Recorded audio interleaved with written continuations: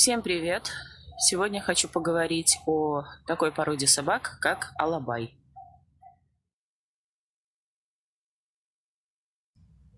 Порода алабай – это одна из самых древних пород. По мнению специалистов, она появилась около 6000 лет назад. Она формировалась на обширной территории от Каспийского моря до запада Южного Урала. Отсюда, собственно, и второе название породы – среднеазиатская овчарка. Изначально алабаев разводили для охраны и в качестве пастухов. В алабаях течет кровь древнейших собак Азии. Порода эта крупная и очень крепкая. Соответственно, эта собака требует определенных знаний для тех, кто хочет завести эту породу. Характеризует эту породу крупное телосложение. У нее крепкие лапы, большая голова, плоский лоб. Высота самцов достигает 78 сантиметров, самки могут расти до 69 сантиметров. У алабаев очень мощные, сильные лапы. Уши и хвост, как правило, купируются, еще у щенков.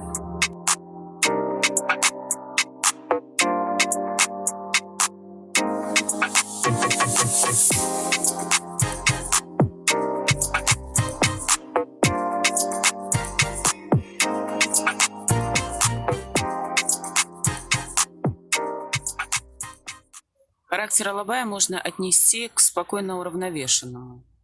Это очень выдержанная, это спокойная собака. Они не терпят суеты, они очень размеренные, не склонны к агрессии. Естественно, по отношению к посторонним эти псы насторожены и недоверчивы.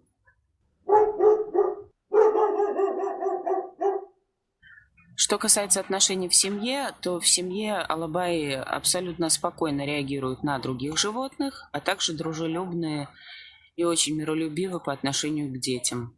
Собственно, именно поэтому мы и остановили выбор на этой породе, так как доброжелательность и спокойствие по отношению к детям был определяющим моментом при выборе большой собаки. Крайне не рекомендую заводить эту породу в квартире. Если же вы все-таки решились, то будьте готовы к тому, что вам придется совершать ежедневные прогулки как минимум 2 часа. Продолжительностью как минимум 2 часа. Это большая собака, ей нужна физическая нагрузка ежедневно, ей нужно бегать, ей нужно сбрасывать свои эмоции. Так что вот так. Если же вы содержите алабая в частном доме или планируете его завести, рекомендуется сделать вольер с теплой будкой и ни в коем случае не садить алабая на цепь. Категорически запрещено сажать алабая на цепь. Находясь на цепи, алабай очень страдает от стресса и одиночества, что может привести к агрессии и неуправляемости. Алабай – это не просто большая собака, это не просто охранник. Это друг, это компаньон, и это ваш защитник. Что можно сказать по кормлению алабая?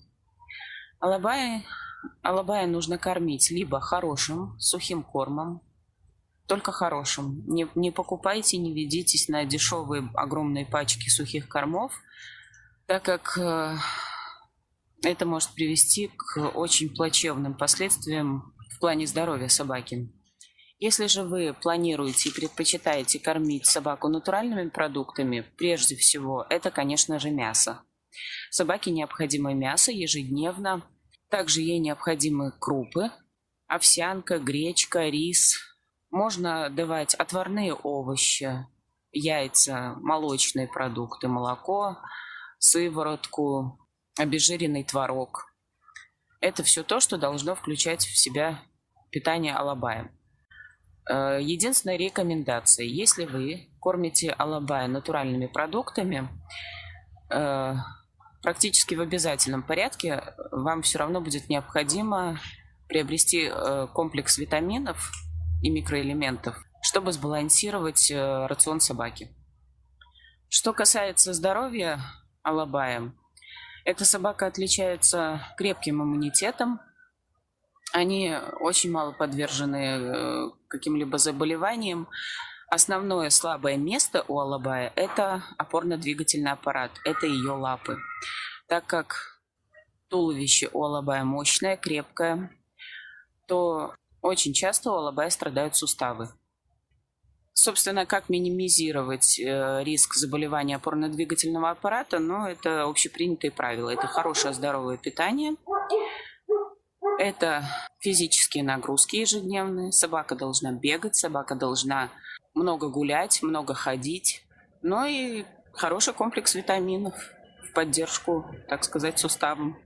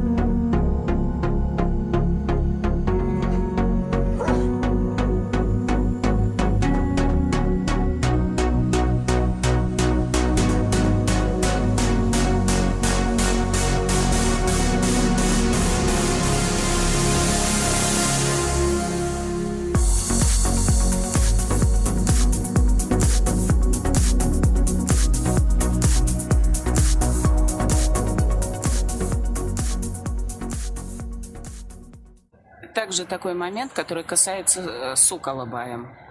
Если у вас сука алабай, еще в возрасте щенка вы должны определиться, будете ли вы разводить щенков от своей питомицы. Если вы не планируете разводить щенков, то еще в юном возрасте, как правило, до года это делается, собаку необходимо стерилизовать. Почему? Потому что если вы нестерилизованную собаку не будете случать с кобелем, то с возрастом она имеет очень высокие шансы заболеть такими заболеваниями, как мастит и даже как рак молочной железы.